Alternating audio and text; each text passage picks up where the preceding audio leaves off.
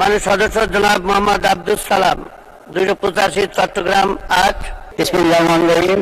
মাননীয় স্পিকার, প্রস্তাবিত 2024-25 অর্থবছরের বাজেটের উপরে আমাকে আলোচনা করার সুযোগ দেওয়ার জন্য আপনাকে অসংখ্য ধন্যবাদ।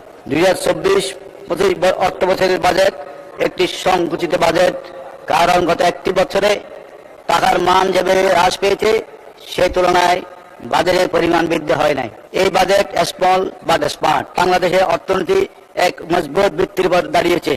অর্থনীতির অগ্রগতির দ্বারা আরো ব্যবহার করতে হলে শিল্পক্ষেত্র বৈপ্লবিক পরিবর্তন আনতে হবে। সরকারি তথ্য মতে বাংলাদেশের বৈদেশিক মুদ্রা অর্জনে পোশাক শিল্প সর্বোচ্চ অবদান রেখে চলেছে, যার মোট আয়ের 85.08%।